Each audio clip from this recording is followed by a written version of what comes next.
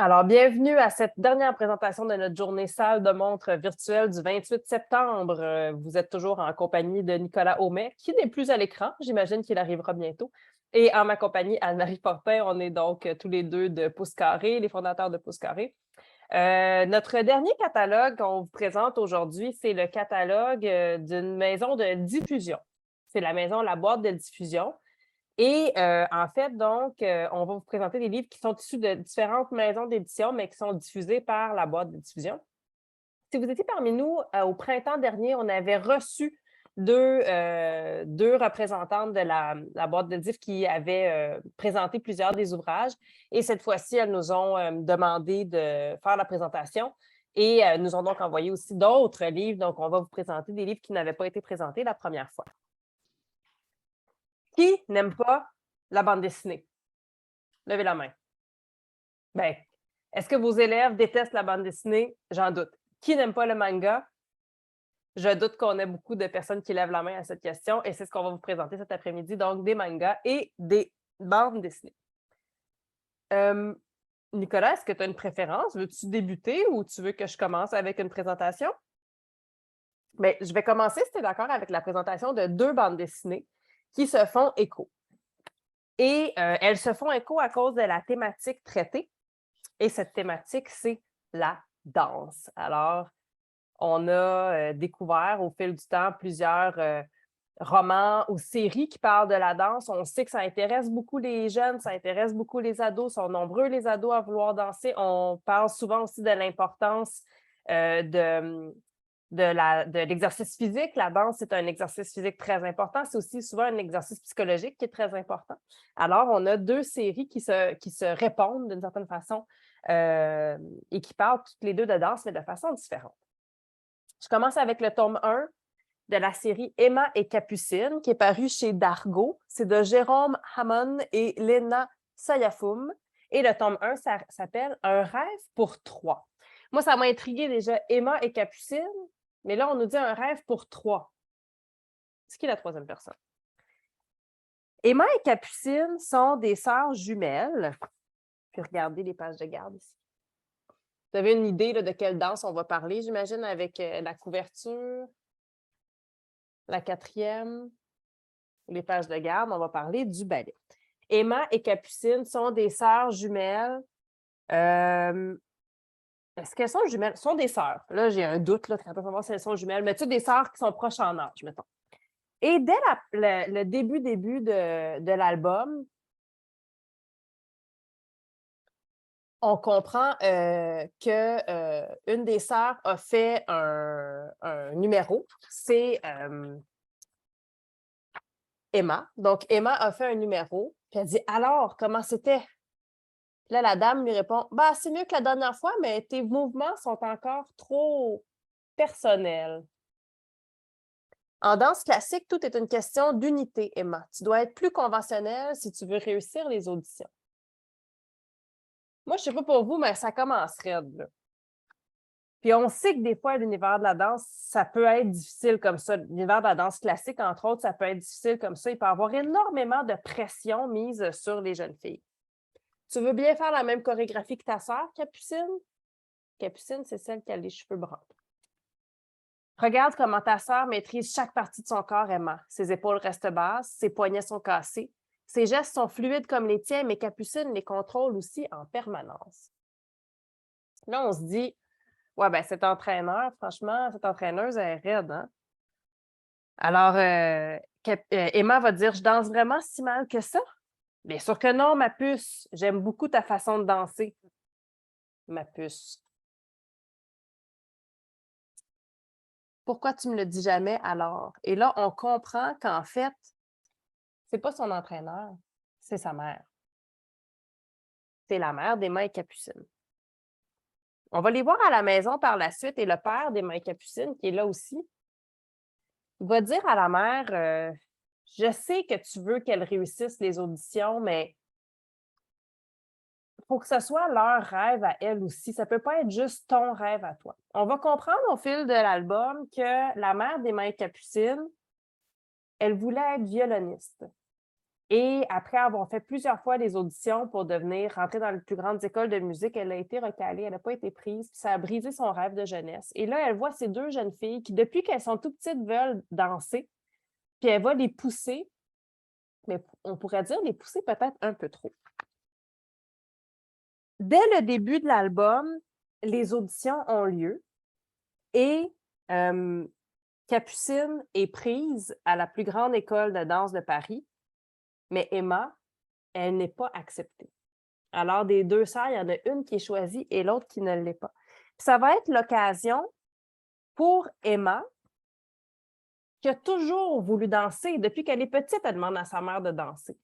Mais ça va être l'occasion pour elle de remettre en question tous ses rêves qu'elle avait depuis si longtemps. Vous vous rappelez tantôt, là, j'ai parlé de la pression qu'on met sur les ados en leur disant là, la décision que tu prends aujourd'hui, là, ça va influencer toute ta vie, puis il n'y a pas de rédemption possible. Bien, c'est un peu ça. Elle, on lui a dit toute sa vie, tu vas devenir une danseuse étoile, tu vas devenir une danseuse étoile, tu vas devenir une. Puis elle l'a cru. Mais là, tout ce qu'on lui a toujours promis, ça s'écroule. Elle aurait peut-être l'occasion d'entrer dans d'autres écoles de danse.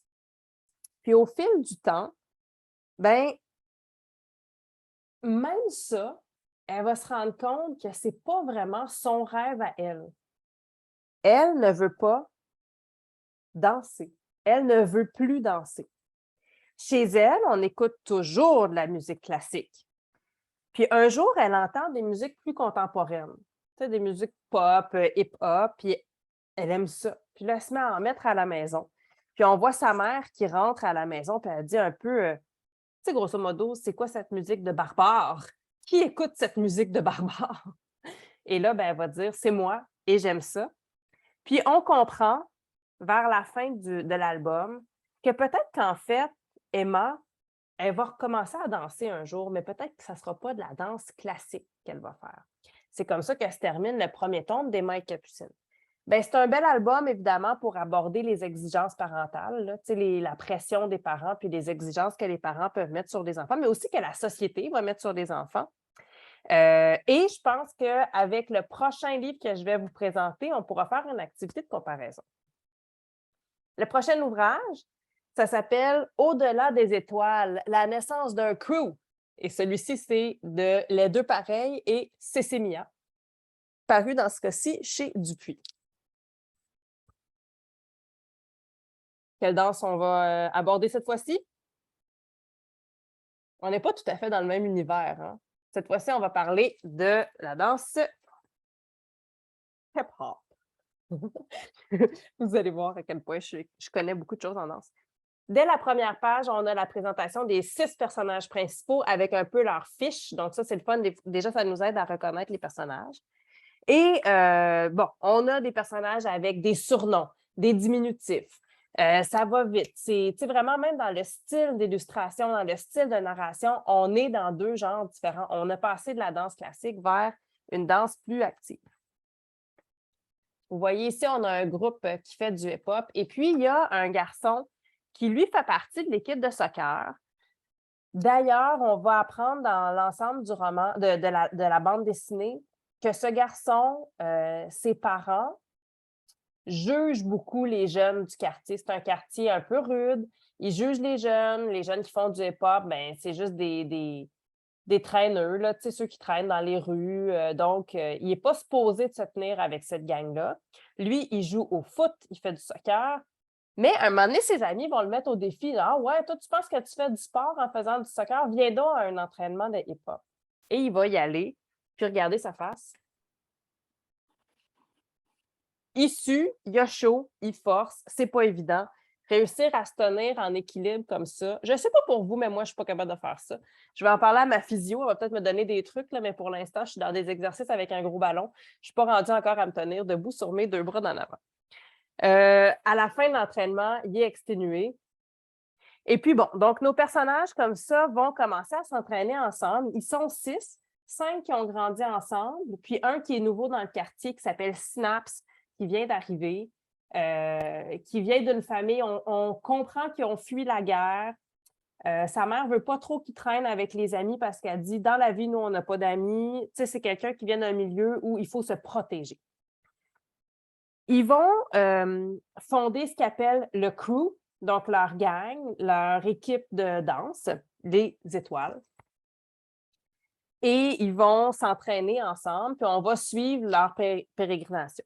Il y a des passages qui sont en sépia comme ça, où on nous raconte un peu l'historique des personnages. Alors, on passe des pages très colorées à des pages en sépia où là, on va plus comprendre le passé.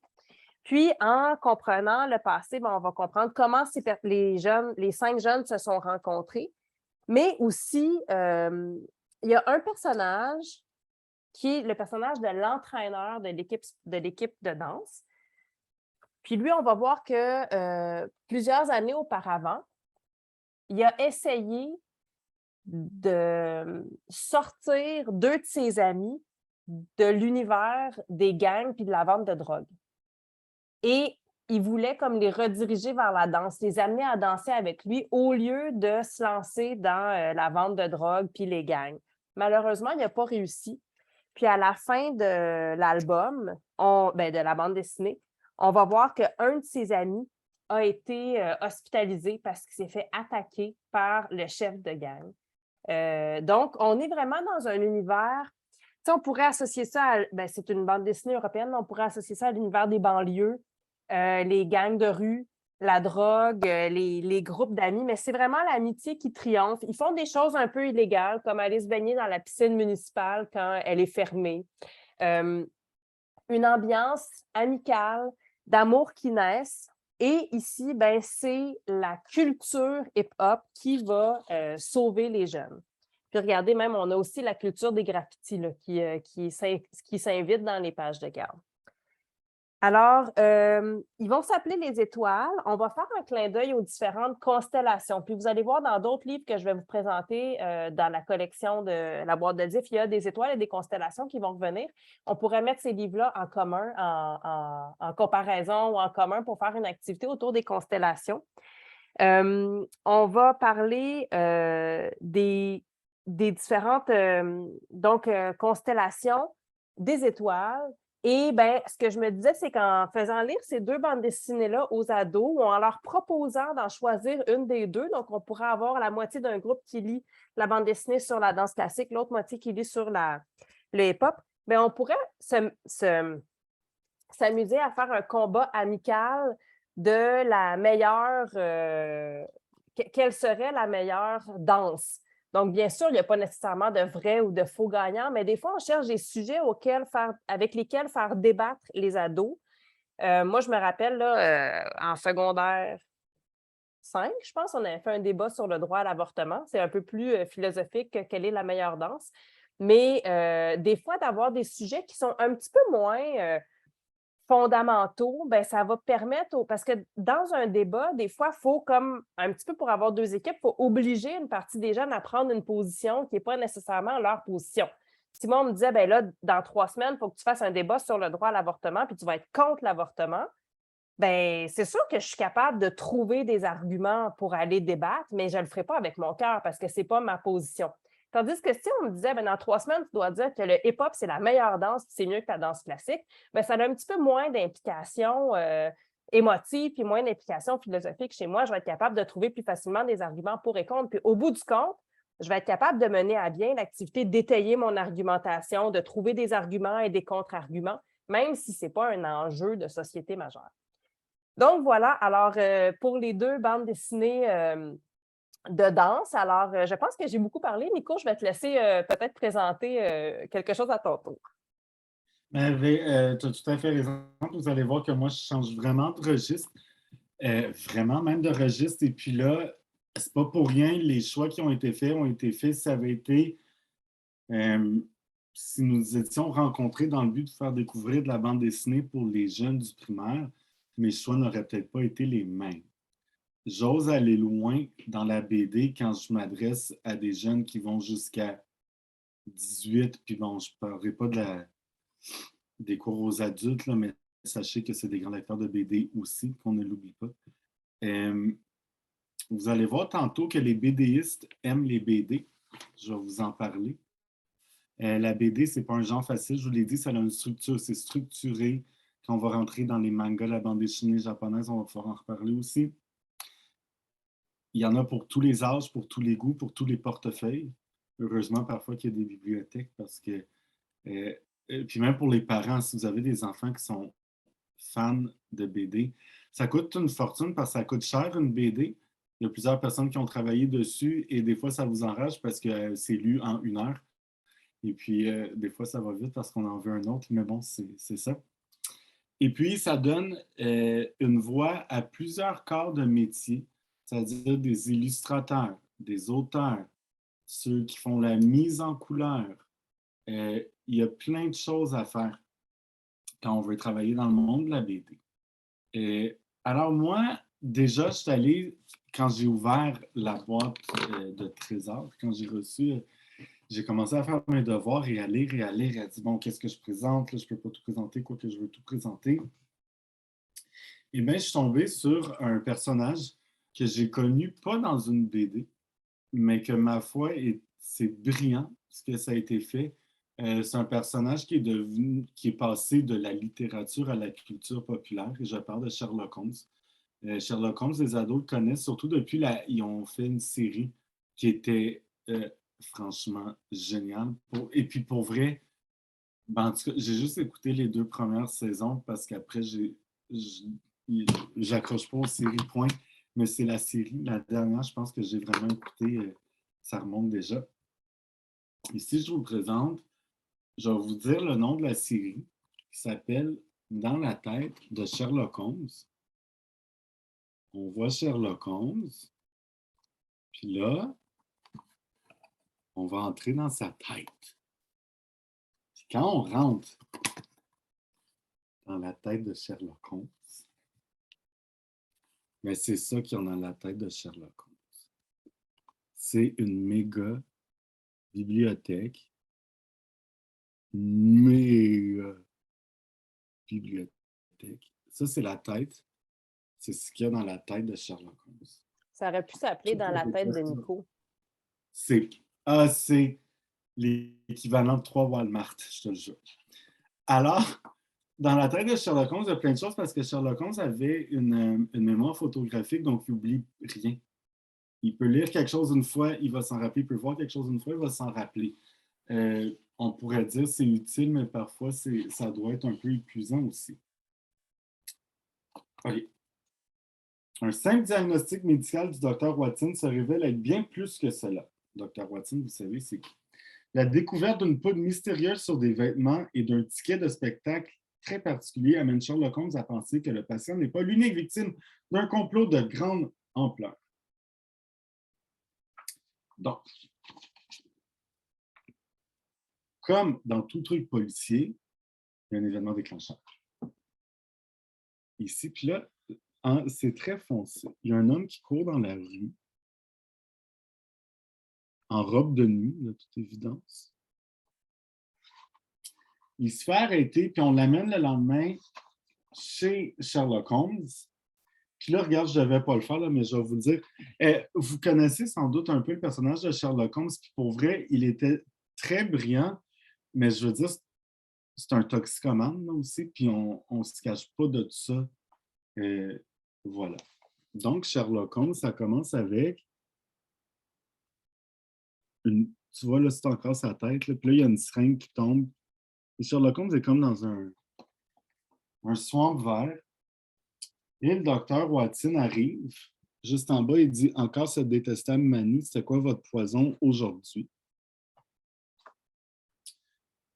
Et c'est tout. Là, on passe à l'affaire. Il y a un homme qui est un ami et collègue du docteur Watson, donc on l'amène chez Sherlock et Watson au lieu de l'amener vraiment au poste de police. Sherlock commence à trouver l'affaire très intéressante, même si le pauvre Kidam a un truc complètement décousu. Et là, regardez bien comment c'est fait. Donc, il y a un fil conducteur, un fil rouge. Et le fil rouge, par exemple, quand l'homme dit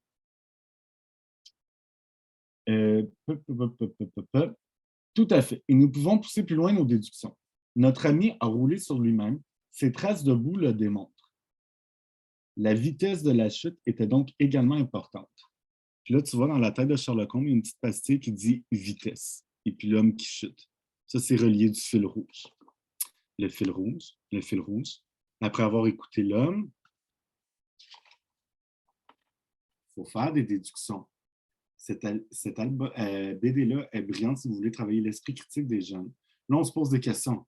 Qu'est-ce qu'il va faire Sherlock? Il va faire ce que vous devriez faire. Quand on se pose une question, qu'est-ce que je sais déjà? On en sait plus qu'on pense en savoir. Donc, le fil rouge t'amène dans la... Tu vois bien sa tête, là? Dans la tête de Sherlock Holmes. Et là, on commence à fouiller. Tout ce qui sait à propos de la boue, à propos de la vitesse des chutes, à quelle vitesse tu dois tomber, de quelle hauteur pour que ce soit mortel, pour que non. Parce que lui, il sait tout ça parce qu'il l'a lu une fois et il se rappelle de tout. Le fil conducteur vous ramène à l'œuvre de fiction. Et ça va être comme ça pour mener l'enquête tout le long. Puis là, tu vois, on suit le parcours. Donc, il part. Il part de Baker Street. On part tout le temps de Baker Street. Puis là, on va aller vraiment un peu partout à Londres.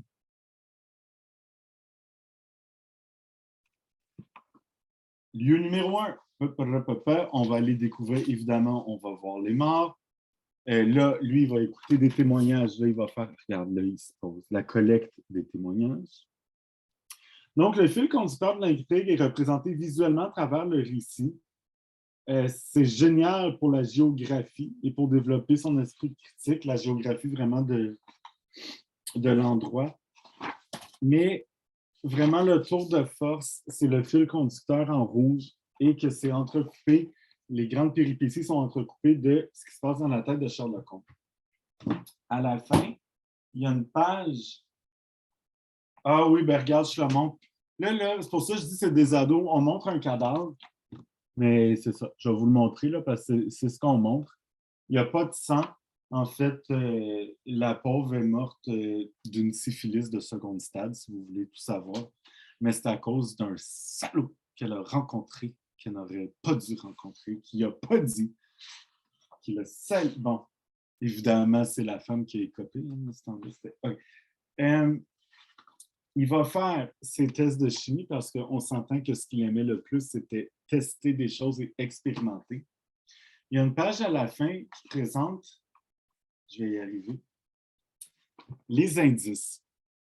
Les indices principaux que vous allez avoir vus à travers les pages, en suivant évidemment Sherlock et Watson et leurs adversaires surtout, sur les trousses des adversaires, ça va inciter le lecteur à poursuivre l'enquête parce qu'évidemment, c'est le tome 1. C'est une super intro à l'œuvre de Sir Arthur Conan Doyle qui, ça aussi, les jeunes, là, vous voulez accrocher tous les jeunes à l'œuvre de Arthur Conan Doyle. Mais si tu leur dis, tu sais, Sherlock Holmes était tellement populaire que l'auteur a reçu. Maintenant, Conan Doyle n'en pouvait plus de Sherlock Holmes, il voulait tenter de passer à autre chose. Il a tué Sherlock, qui était tombé in the Thames River, et puis on se pense qu'il est mort noyé, puis l'auteur avait reçu des menaces de mort parce qu'il était encore vivant. Tu vois, Sherlock était populaire du vivant de l'auteur, puis l'auteur avait reçu des menaces de mort, puis il l'a fait revivre. Ben, pas revivre, en fait, il a fait comme s'il avait survécu, plutôt, mais il ne l'a pas ressuscité. Alors, pour vous dire comment Sherlock est important depuis sa création jusqu'à aujourd'hui. Mais c'est brillant de pouvoir rentrer dans sa tête et de raisonner en même temps que lui. Alors, Sherlock, puis là, comment je vais faire? Ben, je vais faire ça comme ça. Est-ce que tu permets que je fasse juste un commentaire? Parce que moi, je ne l'ai pas lu encore dans la tête de Sherlock Holmes, puis franchement, je le vois, puis ça m'impressionne. Là. C'est comme, je veux le lire parce que c'est magnifique. Je veux dire, au-delà de, pour moi, ce qui m'attire au-delà de l'enquête policière, c'est comme à quel point c'est beau. Là. Puis je me dis, tu sais, les mises en page sont vraiment particulières. Il y a vraiment un jeu qui est fait entre le case puis à l'extérieur de la case, tout ce qui se passe comme en métatexte. Puis j'ai l'impression que même si c'est vraiment super différent, les amateurs de manga qui aiment les mises en page très, très dynamiques avec plein de cases qui sont une par-dessus l'autre, puis qui je pense que ça pourrait être intéressant de leur montrer, puis dire comme: «Tu ça les mangas, c'est dynamique, ça bouge, il y a tout le temps mais regarde une autre façon de faire de la bande dessinée, mais qui est tout aussi dynamique, mais d'une autre façon». Tu sais, je pense que ça pourrait faire un beau lien. Oui, puis c'est vraiment, ça prend, comme je vous dis, il faut vraiment suivre l'architecture de la BD, la manière qu'elle est structurée. Donc, ça prend vraiment un œil aguerri, ne serait-ce que pour ça, une discipline de lecture Ça quelconque. serait une bonne bande dessinée à montrer à ceux qui disent: «Oh là, mes ados, ils lisent juste de la BD, c'est pas de la vraie lecture». Ah ouais? Ben lis ça, puis dis-moi que c'est pas de la vraie lecture, voir, puis on s'en reparlera après. Confondre les septimes. C'est la vraie lecture, ceux qui disent ça, encore là, c'est des réflexions de grandes personnes. Et moi, dans ma tête, je me dis toujours, j'aimerais tellement ça ce soir aller regarder dans ta bibliothèque puis voir exactement si tu ne lis que du. Bon, en espérant qu'il y ait une bibliothèque dans cette maison. La boîte de diffusion nous montre que la BD, c'est brillant, mais c'est aussi un des meilleurs divertissements qui soit.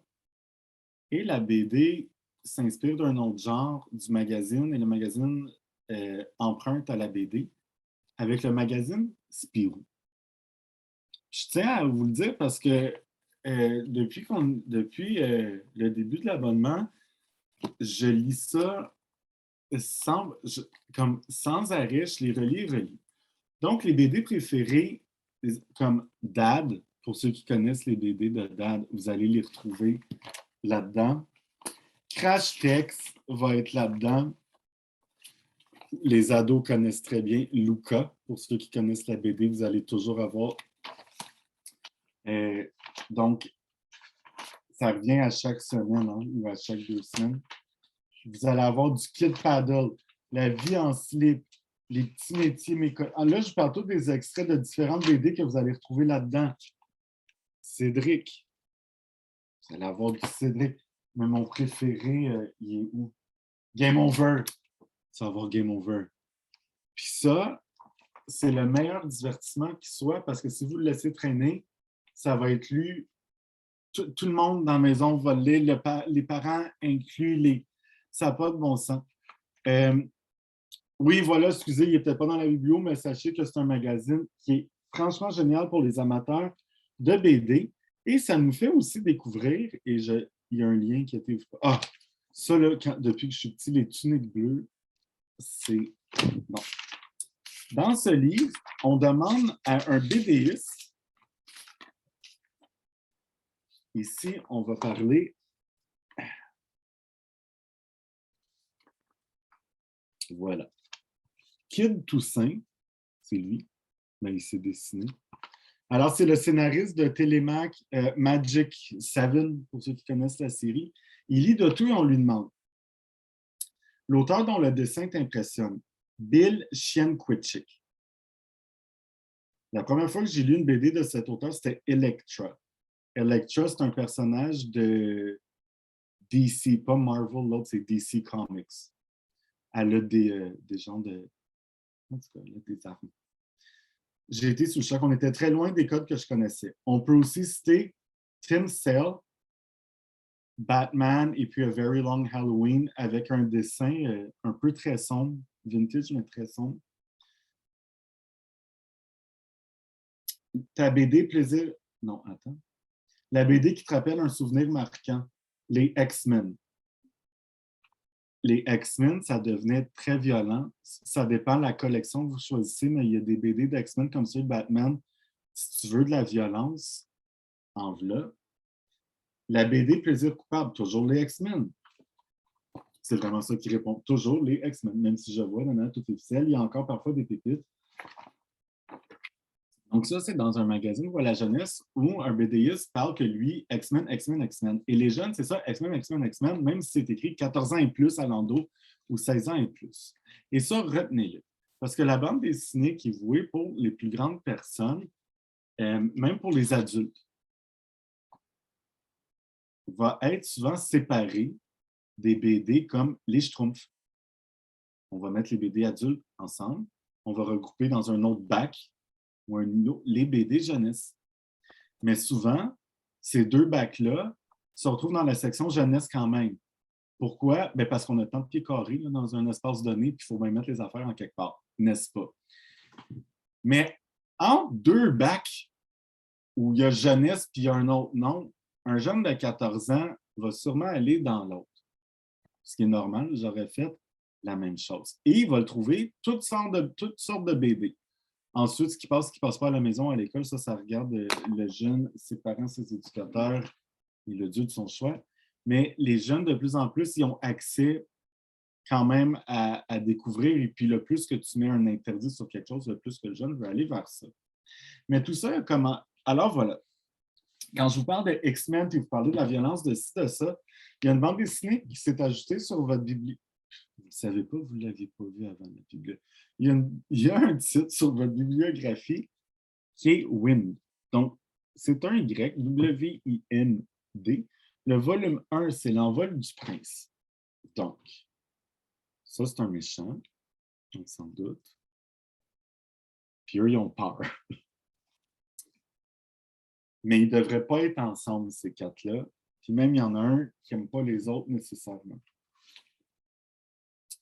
Il y a une jeune fille qui arrive dans une chambre à coucher qui dit Wind? On s'entend que les deux ne se ressemblent pas tant que ça. Et elle dit mais qu'avez-vous fait de lui? Qu'avez-vous fait? Et puis là, elle essaie de les frapper. C'est bon. Et là, on va commencer. C'est un amuse-bouche comme il se doit dans les meilleurs. Nico, ça, là, ce que tu viens de montrer, tu sais, comme une genre de préface un peu, ou de... c'est quelque chose qu'on retrouve beaucoup dans le manga. C'est presque tout le temps le cas. Tu as 3-4 pages, puis après, le manga commence. Fait qu'on, encore une fois, pour les amateurs de manga, si on veut leur faire découvrir d'autres types de bandes dessinées, ça, c'est un point de repère qu'ils vont aimer. Absolument. Donc, à Wynn, on commence dans une taverne où il y a un homme qui dit, vous savez, que j'ai vu l'autre jour qui passait sous la porte du chapiteau et qui m'a foutu les chocottes. Et allez, Henri, ce sera quoi cette fois? Le roi a rappelé l'écorché. C'est lui, l'écorché. Alors, l'écorché, il est supposé de tuer ce qu'on appelle les sans-blets. Donc, les blets sont des êtres avec des oreilles pointues, qui ont un peu de magie en eux, mais c'est une magie qui lentement les envahit et les transforme. Et on ne veut surtout pas les voir dans les parages pour pas que leur magie infecte ceux qui se disent les normaux, les gens normaux. Par contre, la tenancière de l'auberge cache un petit garçon appelé Wind qui a les oreilles pointues. Et le voici. Alors, Wind n'est pas un jeune garçon comme tous les autres. Il habite à Tubeville. Et Tubeville, c'est là qu'il y a plein de... On travaille un peu comme si on travaillait en bas d'un métro, là, dans le sous-sol d'un métro. Mais, à tous les jours, Wind, il monte. Il pie dans la cour du royaume, qui n'est pas loin de chez lui. Le fils du jardinier, qui court sans gilet. Donc, Wind a un petit béguin sur ce garçon, mais il aperçoit en même temps l'écorché, tu vois, avec sa longue vue, qui est dans la cour du roi. Le fils du roi, qui n'en veut que pour la couture et faire des vêtements, va se rendre compte que son père a rappelé un vieil homme qu'on appelle l'écorché. Il ne sait pas trop pourquoi, il s'en fout. C'est un jeune homme égoïste qui ne veut rien savoir de reprendre du trône, comme on voit dans bien des séries et bien des films. Maintenant, la tenancière de l'auberge va dire à sa fille Olive, qui est la meilleure amie de Wynn, elle va dire « Assure-toi que Wynn reste ici ce soir, j'ai besoin de vous dire quelque chose. » Sa fille a dit du genre. Sa mère a dit hey, « Je vous connais tous les deux. Quand j'ai le malheur de vous donner des conseils, vous les ignorez sciemment et filez pour retirer des ennuis. » Eh bien, pas ce soir. Alors, si on continue, vous allez vous rendre compte ici. Le soir venu, celle qui a adopté Wynn va lui dire Win, je vais te demander de faire tes affaires, n'importe quel minimum vital, ce dont tu as vraiment besoin. Il faut que tu puisses voyager léger, parce que tu vas venir avec moi. Je compte te faire embarquer pour Northport et tu ne reviendras plus jamais. Donc, ici, on apprend l'existence de l'écorché. Et j'essaie de faire vite, mais il faut que je vous l'explique parce que c'est quand même 200 quelques pages. Avant votre naissance à l'un et l'autre, dit la tenancière de l'auberge, le duc aidait les sujets de sang magique à s'établir dans les tréfonds de Tubeville. Il leur trouvait travail et logis. Les demi-fées, les corps vampires et tous ceux que la magie brute de ce monde avait effleurés et modifiés. L'écorché les a tous retrouvés. Ensuite, il s'en est pris à tous ceux qui les avaient aidés à se fondre dans la cité. Je n'oublierai jamais les cadavres entassés sur les bas-côtés de la route. Donc, il fut un temps de Tubeville où il y avait une sorte de magie qui régnait. La diversité était acceptée. On pouvait être différent et ça va jusqu'à temps que l'écorché vienne. Je me rappelle aussi le jour où je t'ai trouvé, Win. Quelques mois plus tard, alors que je patrouillais sur l'écluse du Nord, ce ravissant bambin aux oreilles pointues. Encore une fois, la thématique de l'orphelin rescapé revient souvent dans la BD. Alors, elle lui dit, il y a tant de choses que tu ignores à ton sujet que tu ne comprends pas. J'ai fait preuve d'égoïsme en te gardant tout ce temps près de moi. Dans le nord magique d'Ezériel, tu pourras devenir celui que tu es destiné à être. Wynne ne veut rien savoir d'être celui qui est destiné à être, il veut être celui qu'il est déjà. Donc, la jeune fille, Olive, va lui dire, viens avec moi, on va s'enfuir. Et ils vont s'enfuir par les tuyaux, ils vont rencontrer des êtres incroyables qui vont lui parler de la sorcière. La sorcière, la voici. Ils vont la trouver. Une sorte de scientifique qui dit on extrait le sang trouble des organismes, des êtres un peu magiques, pour le remplacer avec du sang humain ordinaire. Elle va prendre un échantillon de sang de Wynne et elle dit voyons voir quel sang trouble coule dans tes veines. Et elle dit oh, mais par les vents, c'est impossible. À cet instant, l'écorché vient, il fait sa sale besogne, il tue tout le monde. La sorcière inclus, mais vous voyez juste un ombre, et c'est la seule mort que vous allez voir. Et il dit qu'avons-nous là? Et il sent le sang de Wynne. Il dit fascinant ce sang. J'ai hâte de m'entretenir avec son propriétaire. Je vous en dis pas plus, sauf le fait que c'est l'histoire de la quête identitaire d'un jeune qui a le béguin pour un garçon qui va devenir un allié, qu'il va sauver de la mort. Et s'ensuit une amitié tout à fait inattendue avec un prince très égoïste qui va changer du tout au tout. Mais à travers tout ça, il faut survivre. Et peut-être que Wynne, c'est le seul qui peut sauver les autres, mais peut-être qu'il ne sait pas encore. Je vous en dis pas plus, c'est brillant. À la fin, il y a un entretien avec les créateurs, des propos recueillis en mai 2021 quand même. Les questions de genre, pouvez-vous nous raconter la jeunesse de Wynne? Quelles ont été vos inspirations ou l'élément déclencheur? Cette histoire est celle d'une quête d'identité, d'une acceptation de soi, mais aussi surtout d'une façon d'aborder la question de l'autre et de ses différences. Était-ce votre ambition dès le départ d'imaginer une histoire sur le thème du racisme et de la discrimination? Alors, avec tout plein de questions, on en apprend davantage sur les créateurs et sur la genèse de l'histoire. Et quelque chose qu'on aime beaucoup avoir, ce sont les carnets de croquis des créateurs à la fin de l'ouvrage. Alors, avant de vous parler du prochain, je vais laisser Anne-Marie peut-être prendre la relève, comme ça on s'assure qu'on a assez de temps. Oui, bien, en fait, je suis contente de pouvoir prendre la relève à ce moment-ci parce que je voulais vous présenter une bande dessinée en particulier. Puis là, je ne savais pas que tu allais présenter les Spirou. Tu as parlé de quête d'identité, fait que vous allez voir, il y a un lien.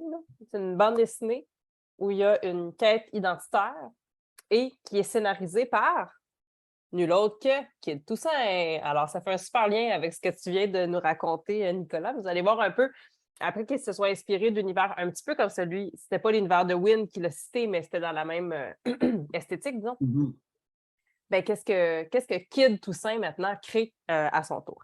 Alors, quand on a eu l'occasion de travailler avec la boîte de diffusion, ils nous ont envoyé un peu une partie de leur catalogue en nous disant de quoi vous aimeriez parler. Faites une sélection parmi les titres suivants, de quoi aimeriez-vous parler? Et quand j'ai vu la bande dessinée Elle, j'ai dit, moi, je veux absolument parler de ça parce que je ne la connais pas, mais il y a une prof qui m'a dit, quand je suis allée au mois de mai à la librairie Poirier à Trois-Rivières, il y a une prof qui m'a dit, tu connais pas ça?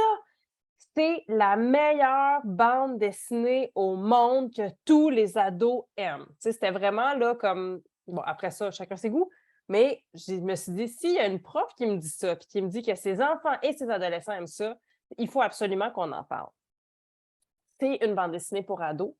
Et moi, j'ai une adolescente de 6 ans à la maison et qui, hier soir, m'a demandé, moi, j'étais en train de faire, pour la petite histoire, j'étais en train de faire des herbes salées, ça n'a pas rapport.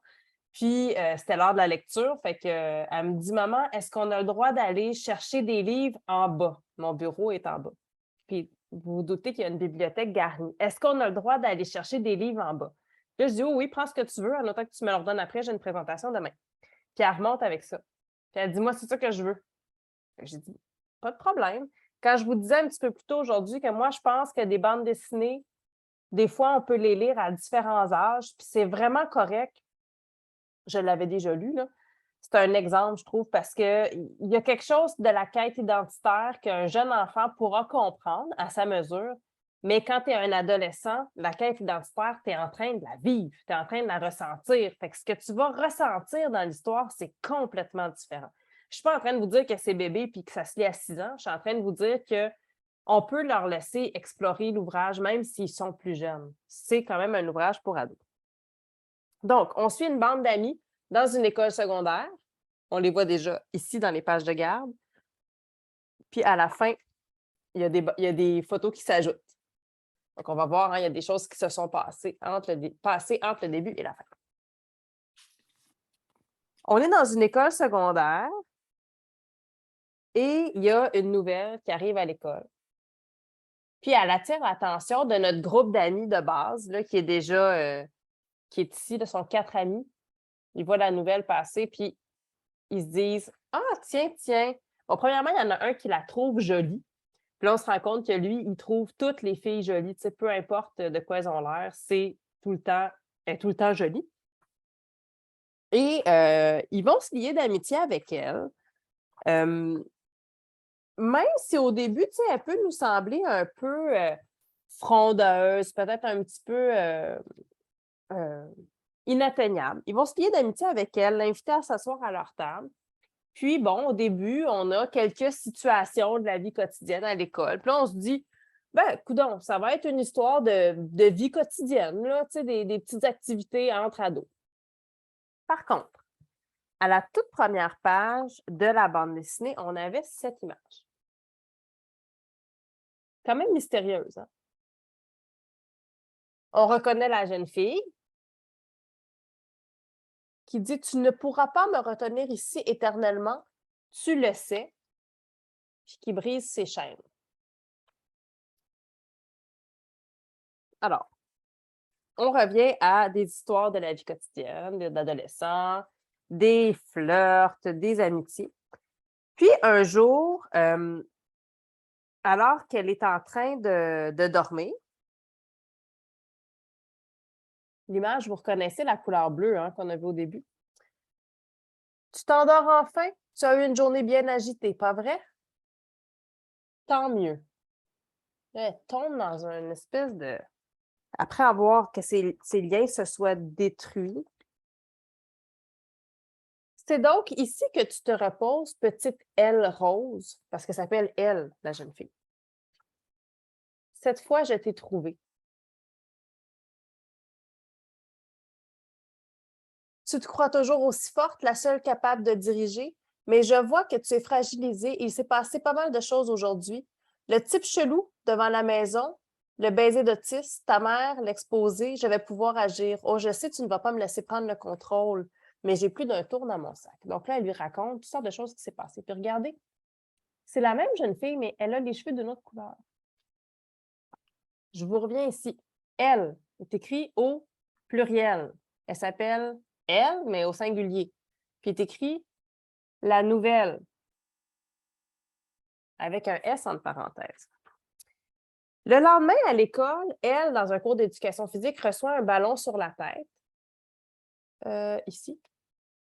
Puis regardez. Elle se choque. Et cette fois-ci, elle a les cheveux blonds. Au fil de différents événements qui vont arriver dans l'école, elle va réagir avec plus ou moins d'intensité.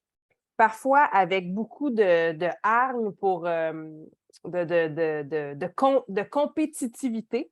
Ça, c'est quand elle a les cheveux blonds. Parfois, elle va agir avec une grande, grande, grande gêne et tout à coup, elle a les cheveux bruns. Etc., etc. Parfois, elle va agir avec dédain quand elle a les cheveux verts. Puis là, elle va se mettre à même repousser ses amis, tu sais, à être bête avec ses amis, jusqu'à temps qu'à un moment donné, il y a une fille qui lui dit, une de ses amies qui va la voir, puis elle lui dit là, qu'est-ce qui se passe? Tu nous repousses, tu sais, au début de l'année, ça allait bien, puis là, tu as frappé une amie à l'école, tu sais, qu'est-ce qui se passe? Fait qu'elle va lui expliquer. J'avais des problèmes dans mon ancienne école, puis je vous ai rejoint à Mercury, ça allait mieux. Attends, tu veux dire que tu as déjà eu ce genre de problème avant? Elle dit, quand j'étais petite, oui. Là, on voit 4 versions d'elle quand elle était petite. C'est pour ça que je ne crois pas mon psy quand il dit que c'est un trouble bipolaire lié à l'adolescence. En revanche, il a raison quand il dit que ça se produit surtout en période de stress. Ces derniers temps, j'ai été très chamboulée. Et dans ton ancien lycée, tu étais en stress parce que, là, son amie, elle dit, tu n'es pas obligé de me le dire, tu sais, si tu veux pas. Elle dit, ben, j'avais une meilleure amie depuis le primaire. Elle savait tout de moi.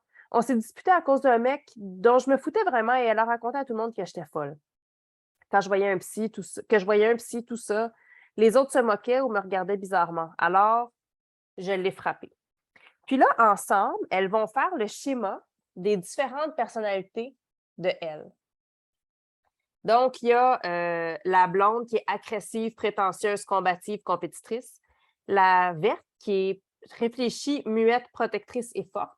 Je vous ai dit dédaigneuse tantôt, mais elle est réfléchie, muette, protectrice et forte. Il y a la brune qui est introvertie, timide, sensible et émotive. Et la mauve qui est extravertie, blagueuse, audacieuse, insouciante. Puis au centre, il y a elle qui est celle qu'on connaît, qui est la rose. Au travers de tout ça, on va apprendre qu'il n'y a pas de photo de elle quand elle était bébé. Là, elle va commencer à poser des questions à sa mère.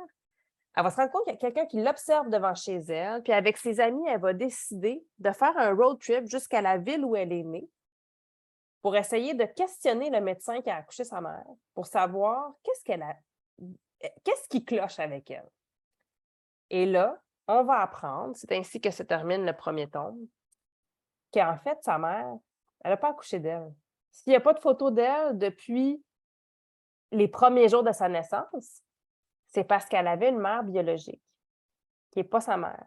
Et si il y a un monsieur qui l'observe devant chez elle, c'est parce que sa mère biologique a donné le mandat à un détective privé de la surveiller. Et là, se termine le premier tome de elle. Donc, je ne sais pas si vous, ça titille votre curiosité, là, mais moi, vraiment, j'ai trouvé que c'était enlevant. Puis ça se lit super rapidement. Puis c'est vrai à l'adolescence qu'on a plein de personnalités qui se bousculent une après l'autre. Donc, cette quête identitaire-là, elle est vécue par les ados. Donc, je pense qu'elle avait bien raison, la professeure que j'ai rencontrée, de me dire que c'est une bande dessinée vraiment très populaire. Puis là, ma fille est rendue à la moitié, là, puis je pense qu'elle aime ça. Fait qu'on va savoir ce soir si elle a apprécié. Est-ce que je peux en présenter une autre, Nico? Rapidement, je regarde l'heure parce que c'est un petit peu dans une mouvance semblable. Alors, c'est une bande dessinée où on va suivre 3 enfants qui arrivent dans un nouveau quartier. Donc, ce sont des nouveaux, un peu comme elle, et ils sont eux aussi un peu différents des autres. Donc, il y a un lien qu'on peut faire de ce point de vue-là. C'est la bande dessinée Super, tome 1, une petite étoile juste en dessous de Chi. C'est de Frédéric Maupomé et David, aux éditions de La Gouttière. Donc là, ici, on suit 3 jeunes. Au début de l'album, on voit qu'il y a un incendie. Puis on voit que qu'il y a 3 personnages avec des cagoules qui sont impliqués dans l'incendie, dont un personnage qui s'appelle Lily, qui est le même nom qu'une des jeunes qu'on va suivre. Et là, ensuite, on se retrouve 4 jours plus tôt. Puis, bien, ils sont nouveaux à l'école, nouvelle journée. C'est une école, tu sais, une grosse polyvalente là, où tu ne te fais pas nécessairement aider par les autres. Le plus vieux est à l'école secondaire, son petit frère, sa petite sœur sont à l'école primaire. Après une journée d'école, ils rentrent à la maison, puis on se rend compte que leur personne de référence, disons, à la maison, je vais vous le montrer, c'est un petit robot. Les super, ils ne viennent pas de la planète Terre. On va comprendre rapidement que les super ont été obligés de fuir leur planète, probablement de fuir d'autres lieux où ils ont habité aussi, parce qu'à chaque fois qu'ils habitent quelque part, il y en a un des 3 qui finit par utiliser ses super pouvoirs, puis les gens s'en rendent compte, fait qu'ils sont obligés de déménager pour fuir les gens qui essaieraient de profiter d'eux, finalement. C'est la quête de, tu sais, on pourrait dire d'une certaine façon, la quête de 3 orphelins, parce qu'ils sont séparés de leurs parents, qui doivent vivre par eux-mêmes, qui doivent évoluer dans un monde qu'ils connaissent peu. Même le plus jeune, tu sais, il y a une intelligence supérieure, là, il y a l'intelligence d'un adulte, ou les connaissances, je devrais dire, d'un adulte, mais il est obligé d'aller à l'école primaire, fait que ça l'ennuie. Il trouve que tous ses congénères à l'école sont niaiseux, tu sais. Et, ben, on se retrouve éventuellement à la fin de la bande dessinée, dans l'incendie. Donc, il avait été convenu entre les 3 qu'ils n'allaient pas utiliser leur pouvoir, mais là, ils passent devant une maison, il y a un incendie. Le plus vieux dit « On s'en occupe pas, on n'est pas ici pour ça ». Mais alors qu'il se dirige vers l'école, il se rend compte que le camion de pompiers a eu un accident. Donc là, il n'y a personne qui va aller sauver les gens qui sont pris dans l'immeuble. Alors, il donne l'autorisation à son petit frère et à sa petite sœur d'aller sauver les gens. Et on se retrouve vraiment dans une histoire de super-héros enfants qui vont pouvoir sauver les uns et les autres. C'est comme ça que ça termine le premier tome. Donc, vous voyez, c'est 2 univers quand même différents, mais avec des pouvoirs surnaturels, un côté un peu mystérieux, l'évolution des personnages aussi, la volonté dans ce cas-ci de sauver les autres. Alors, je suis certaine que ça va aussi attirer l'attention des jeunes.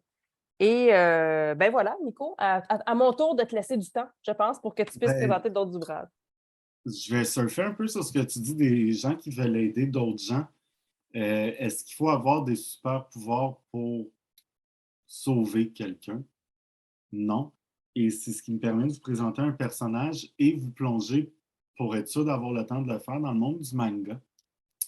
Est un monde fascinant. Là, si je vous dis qu'il y en a pour tous les âges, pour tous les goûts, on pourrait passer une semaine ensemble, 8 heures par jour, et on n'aurait pas fait le tour du tiers de ce qui existe comme offre de manga dans le monde. C'est incroyable. Là, à cause de Alan Plante à la boîte de diffusion, je suis rendu accro à Death Note. Puis je le sais, est-ce que ça rentre, est-ce que ça rentre pas dans vos écoles? Décidez. Ce qui m'amène à vous parler de quelque chose dont on avait parlé dans un autre rencontre. En gros, Death Note, là, c'est le dieu de la mort qui avait laissé tomber son petit carnet d'adresse, si on veut. J'essaie de faire ça cute, mais ça ne l'est pas du tout parce que c'est horrible. Il a laissé tomber son Death Note dans le monde des humains. Puis là, c'est un lycéen qui est brillant, plus brillant que la moyenne, qui tombe dessus. Il va découvrir qu'il peut véritablement tuer des hommes, mais il va le découvrir d'une manière terrifiante. Je suis dans le 3e tome, et puis là, c'est de leur faute. Death Note, est-ce qu'il y a de la violence?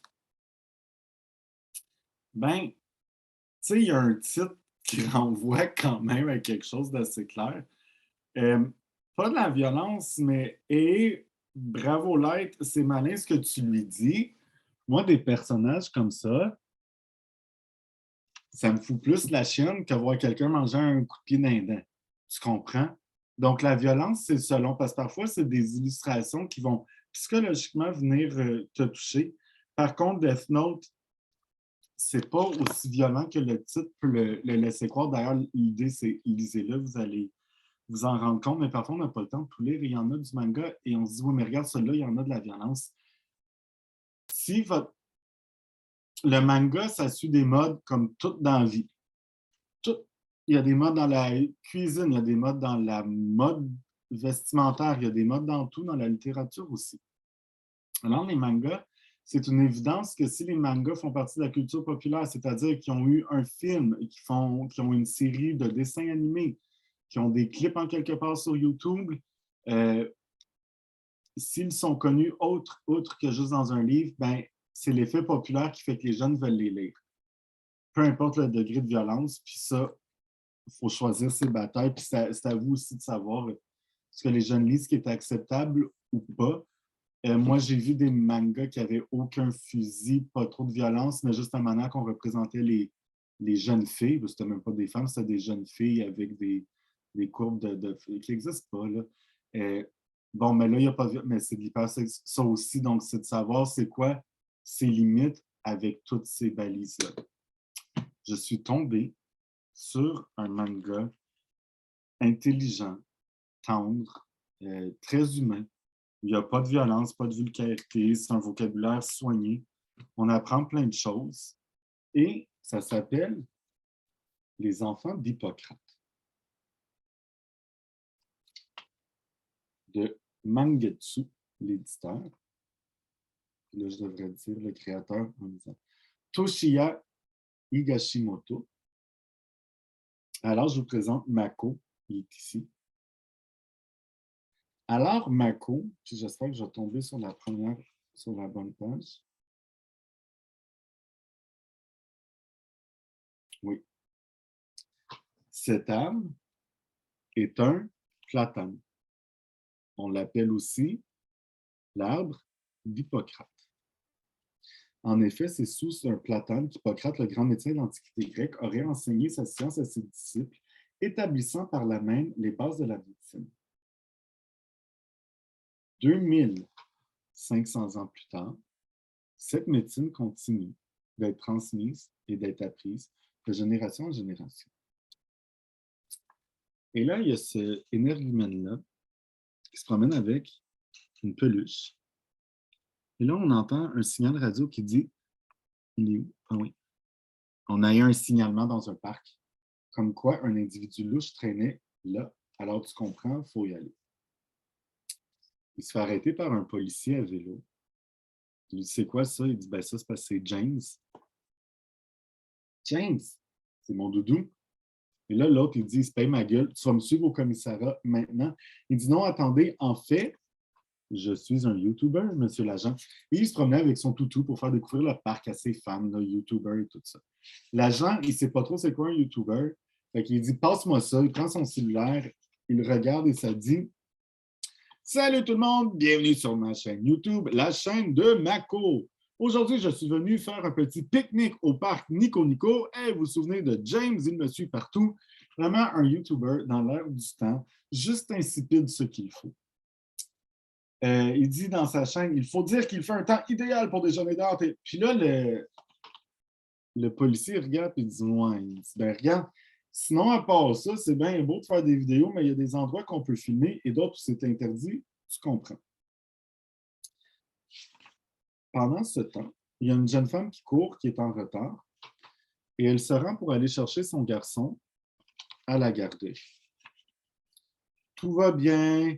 Le petit garçon, il avait un peu mal au ventre, mais sans plus. Et puis là, le soir, le petit garçon,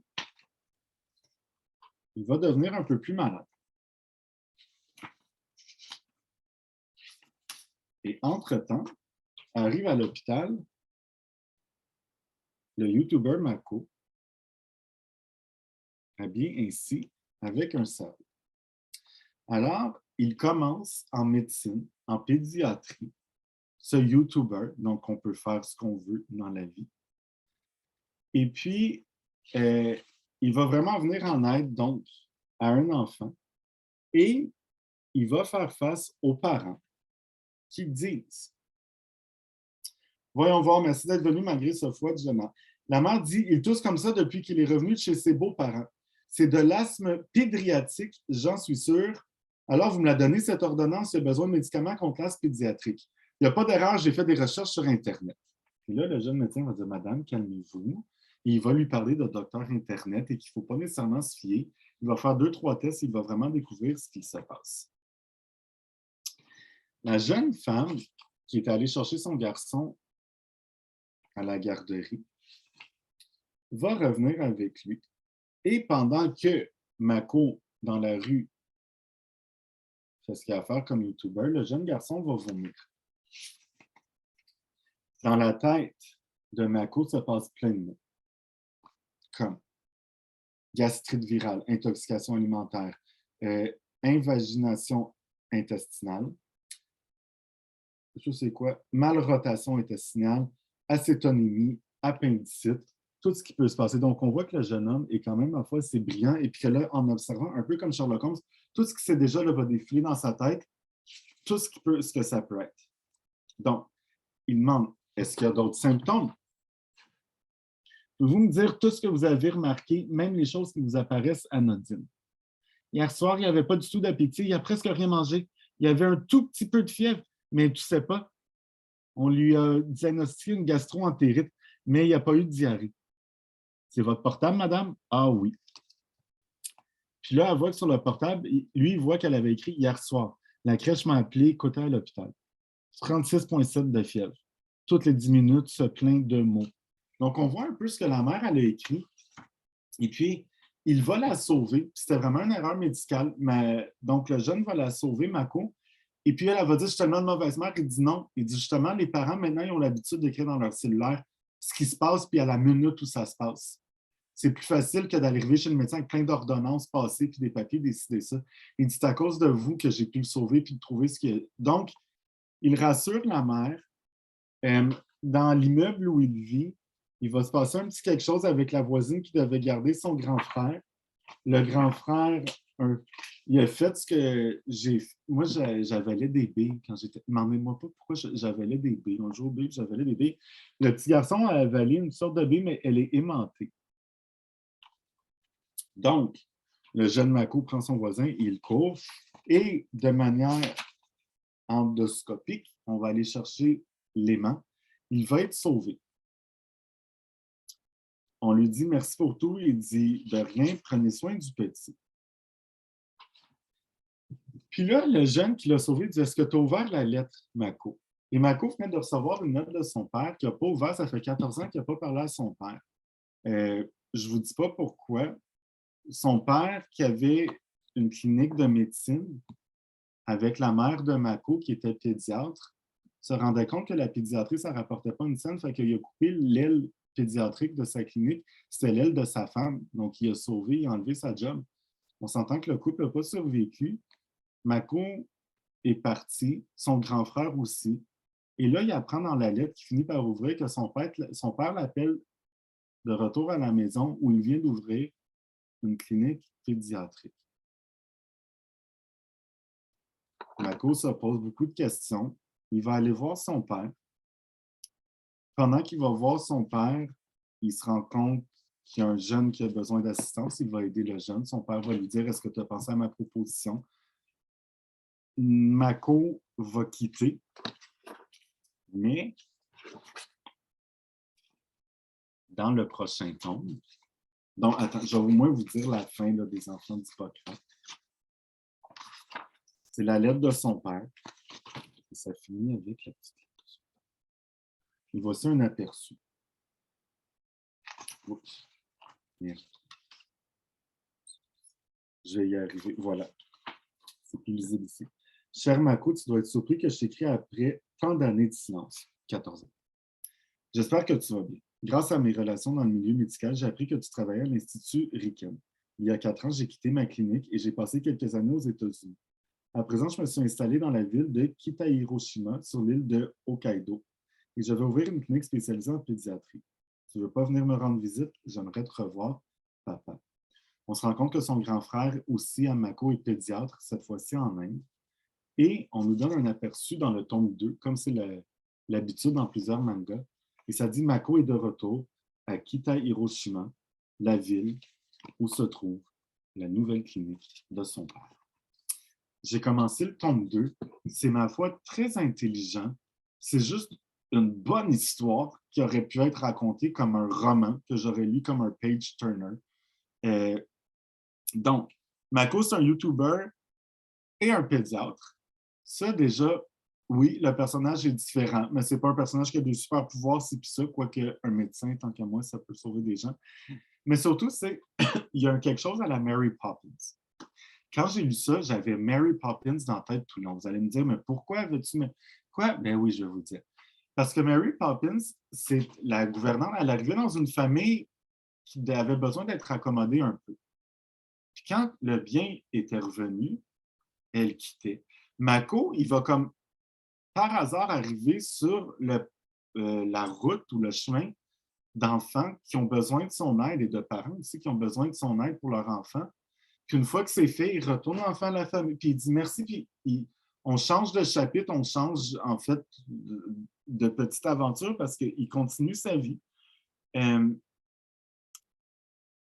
Donc, laissez la série, cette série-là, là, sur le deuxième, laissez-la traîner. Un manga qui traîne tôt ou tard, il y a des petites mains qui vont le prendre, puis il va être lu. Puis je vous le jure que c'est une série qui a les chances de devenir la série cool que les jeunes se passent entre eux. C'est le genre de manga que vous voulez voir se passer entre eux. Il y a une activité à réaliser parce que l'activité s'appelle « Réaliser un manga, c'est de la job ». Parce qu'un manga, c'est pas facile à lire, mais il y arrive. Mais imaginez essayer d'en faire un. Tu peux faire la première page. Mais là, quand tu arrives pour faire la deuxième, il faut que tu penses comment la personne qui va lire va la tourner parce que là, tu commences ton dessin. Honnêtement, ce n'est pas facile à réaliser. On leur demande d'en faire un manga de 3 pages avec 3-4 cases par page. Mais le personnage principal, là, on leur donne 3 critères. Il faut que l'intrigue soit dynamique. Il faut que le personnage principal pratique 2 activités généralement opposées, c'est-à-dire un tatoueur astronaute ou un drag pêcheur de homards. Ça, il faut que ce soit le critère pour le personnage principal, comme Mako, qui est YouTuber et pédiatre, c'est quand même pas commun. Et il faut absolument qu'à la dernière page de leur manga de 4 pages, ils annoncent une suite, comme ça a été fait ici. Tu sais, on l'annonce sur une page, comme c'est l'habitude. Et puis, si ça y prend goût, ben, vous serez inspiré pour faire la suite. Donc, le tome 1 de la série Les Enfants d'Hippocrate, vraiment, je vous le conseille chaleureusement. Je vais laisser Anne-Marie continuer avec les mangas pour être sûr qu'on a vraiment le temps de bien faire le tour de ça.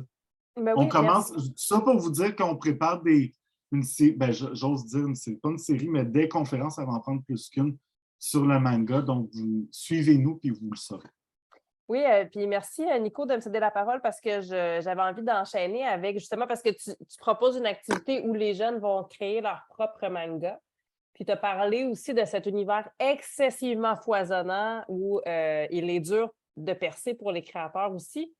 Mais on a un mangaka à Montréal. Alors, il y a un auteur de manga à Montréal qui s'appelle Tony Valente, qui est un Toulousain de naissance, qui habite maintenant sur le plateau Mont-Royal et qui a fait la série Radiant, qui a fait aussi d'autres ouvrages. Mais je pense que c'est vraiment, tu sais, parmi tous les mangas qu'on peut proposer aux jeunes, proposer ceux qui sont créés par des créateurs peut-être un petit peu plus accessibles pour eux, bien, c'est intéressant.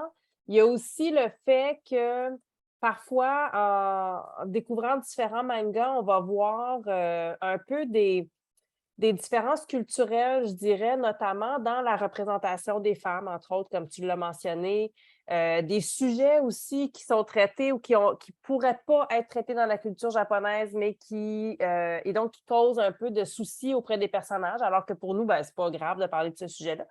Et donc, dans le fait d'avoir un créateur d'ici, ben, c'est sûr qu'il va respecter la culture japonaise parce qu'il veut quand même que sa série puisse être lue dans le lectorat japonais, mais ça nous permet d'avoir un côté un peu qui ressemble peut-être un petit peu plus à ce qu'on connaît déjà. Là, moi, je suis nouvelle dans l'univers du manga et quand j'ai lu Radiant, Pour moi, là, dans ma tête, des pages comme ça, là, il y a beaucoup d'informations. J'ai besoin de temps pour lire le manga, puis des fois, je suis obligée de revenir en arrière pour comprendre ce qui s'est dit pour être sûre de bien saisir. Et je sais très bien que c'est une question générationnelle, culturelle et d'habitude. Donc, plus j'en lis, plus je suis bonne pour lire les mangas. Par contre, il arrive souvent qu'à la fin, comme l'a mentionné Nicolas, il y a un aperçu du prochain tome ou encore un bonus. Et là, moi, à la fin de ce manga, il y a un bonus. Puis le bonus, c'est toute l'explication des différents personnages qu'on va trouver dans la série. Fait que si vous êtes comme moi, un peu dinosaure du manga, puis que vous avez besoin d'aide pour comprendre, commencez par le bonus. On vous explique les personnages, les outils qu'ils vont utiliser, qui sont les sorciers. Même des fois, ils disent, ben là, c'est sûr que tout le monde le sait déjà, ils ont lu le premier tome, ils n'ont pas besoin de lire le bonus. Utilisez-le donc comme un guide pour vous aider à mieux comprendre. De quoi ça parle, Radiant? Ça parle d'un personnage qui s'appelle Seth, qui habite à Pompo Hills, l'îlot 21. À Pompo Hills, il y a des Némésis qui tombent du ciel. Les Némésis sont jamais pareils. C'est des formes vivantes qui attaquent les humains. Puis si un Némésis tombe du ciel, tout le monde meurt.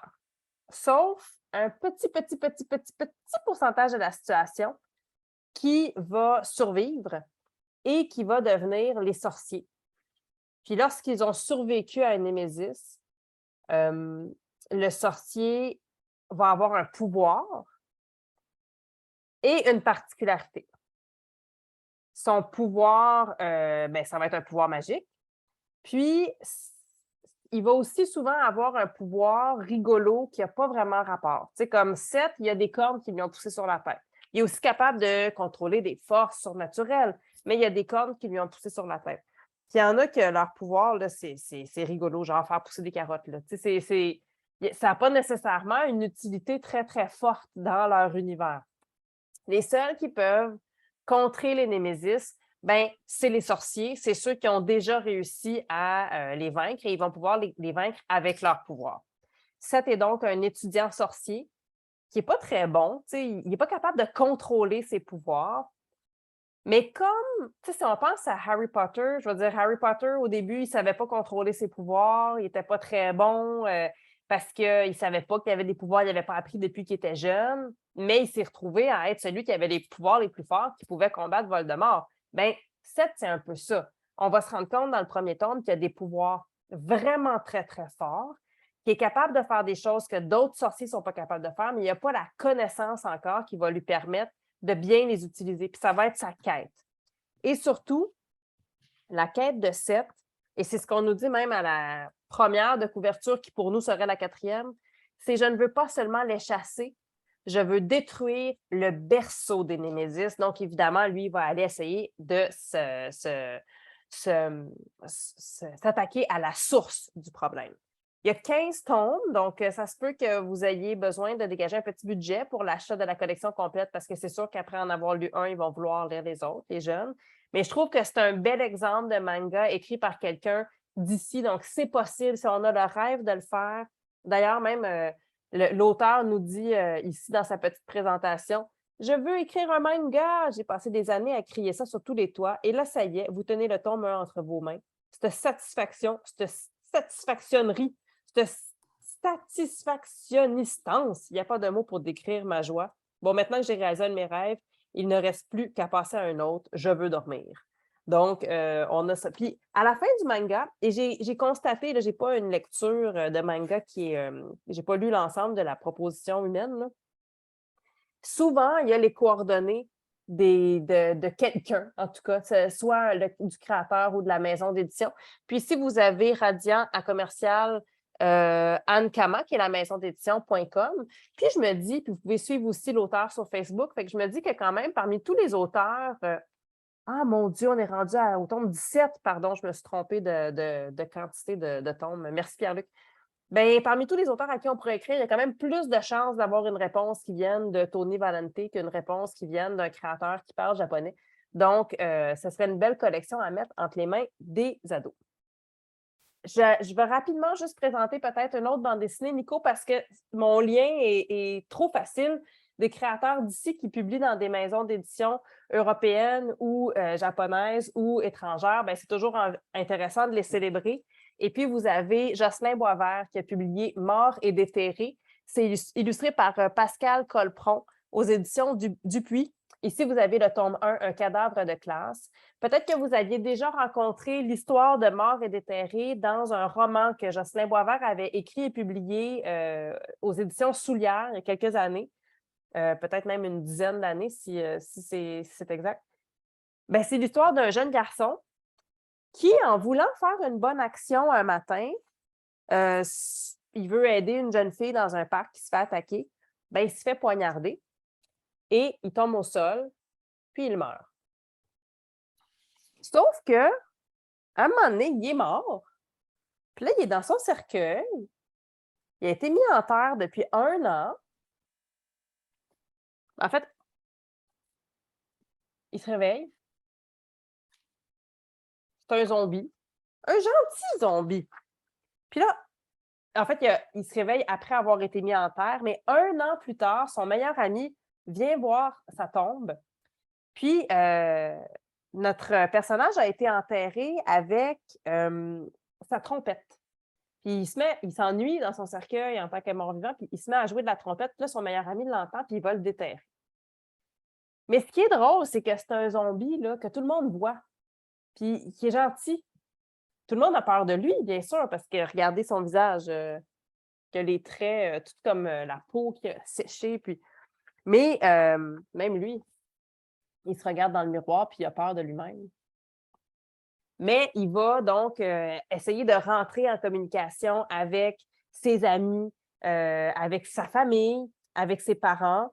Puis au début, ben, tout le monde a peur de lui. Donc, le premier tome, c'est ça, c'est vraiment lui qui revient à la vie.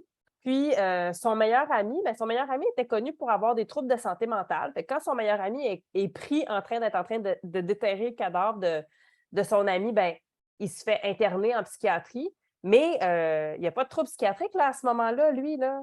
Il a vraiment entendu son ami qui jouait de la trompette dans sa tombe. Puis ça se termine comme ça. Il va retrouver Yann, donc, qui a ressuscité des morts. Là. Il va retrouver son ami.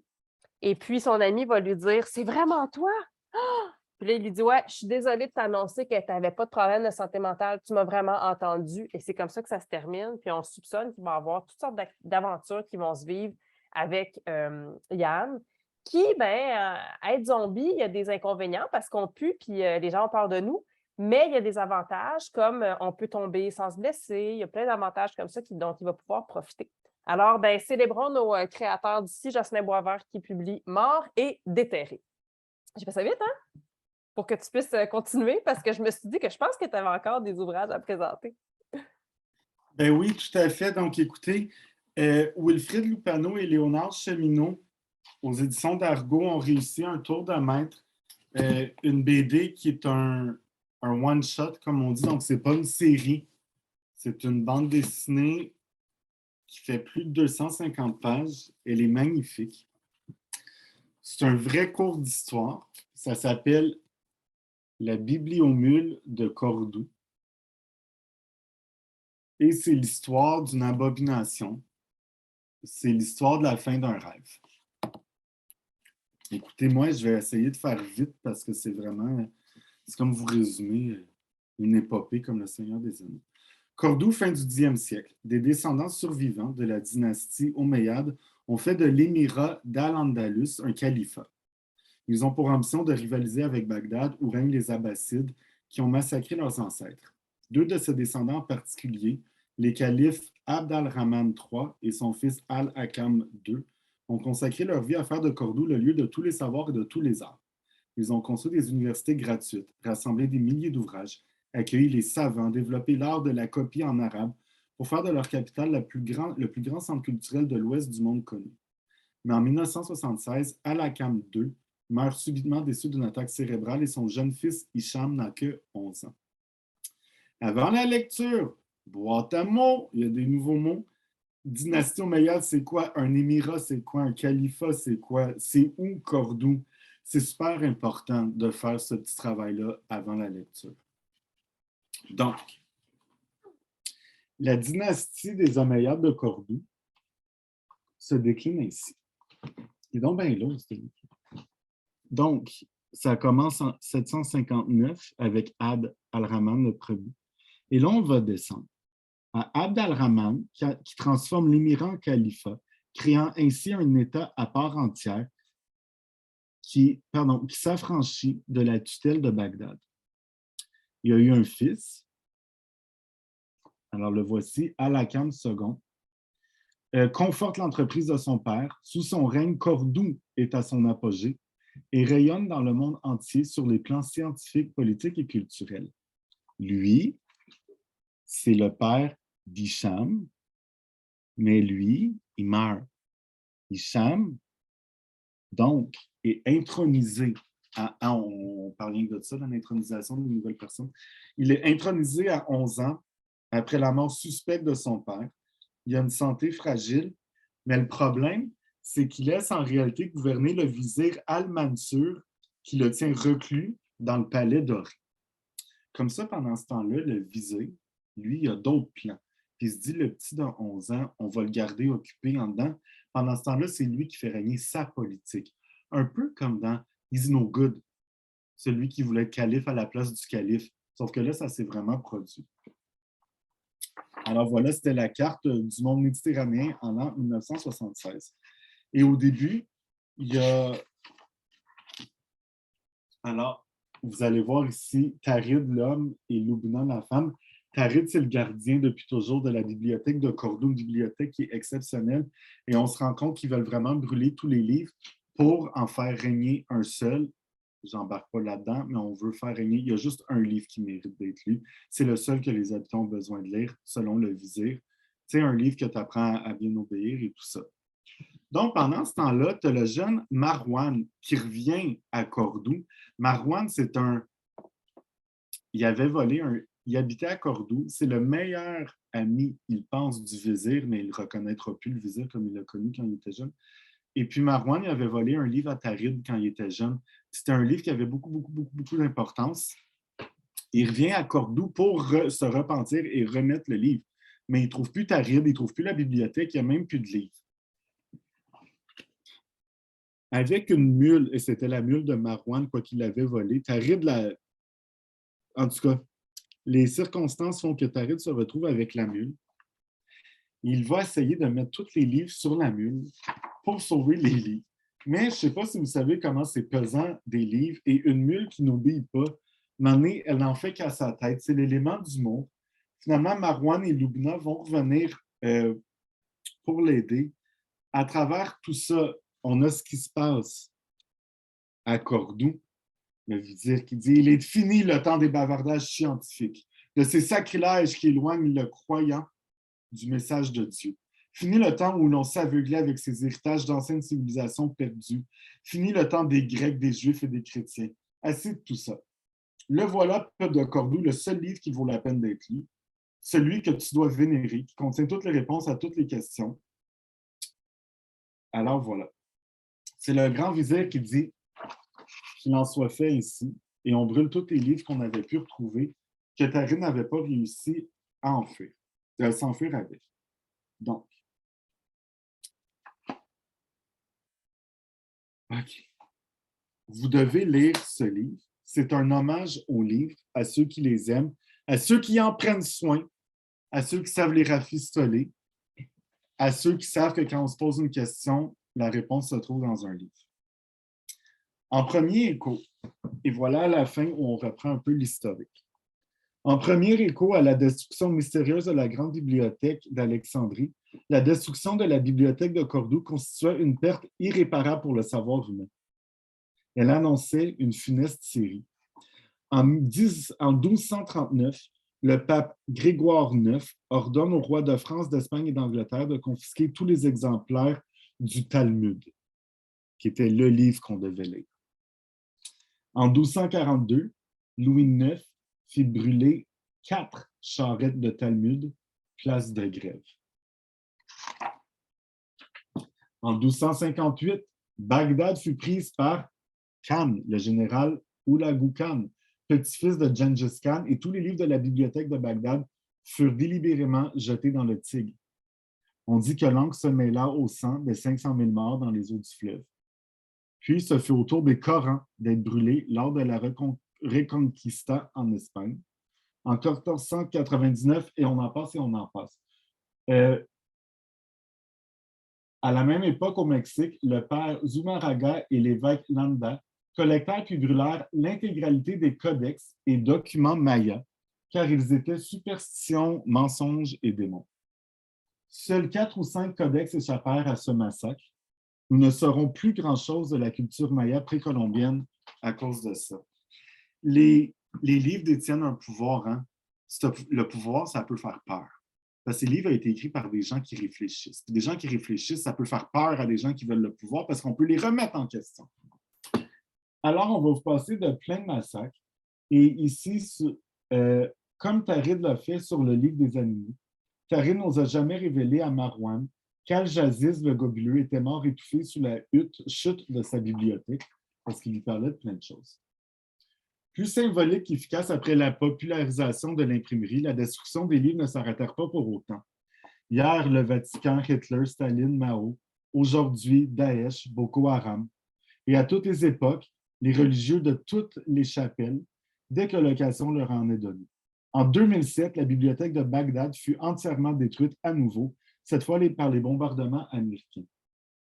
Des quelques 400 000 ouvrages que contenait la bibliothèque des califes, un seul a été retrouvé en 1936 à Fès. Il portait des annotations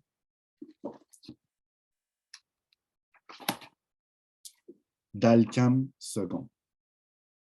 Et ça, c'est vrai. Cette BD-là, c'est plus qu'une BD. C'est un grimoire pour les amoureux de BD, les amoureux des livres. À la fin, on vous offre un postface, un postface qui passe du califat de Cordoue jusqu'à la conclusion qui vous parle qu'au début du 11e siècle, le califat de Cordoue sombre dans une très grave crise politique qui évoque cette BD, la Bibliomille. On pourrait croire qu'il s'agit d'une apogée culturelle suivie d'une ère d'obscurantisme, mais c'est là encore un effet de l'eau.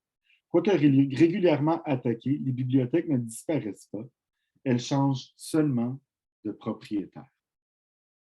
Je pense que je vais conclure sur ça en vous disant que les livres, qu'ils soient albums, romans, surtout bande dessinée comme c'est le cas aujourd'hui, nous permettent d'apprendre, nous permettent de nous divertir, nous permettent de réfléchir et surtout, ça nous permet de lire.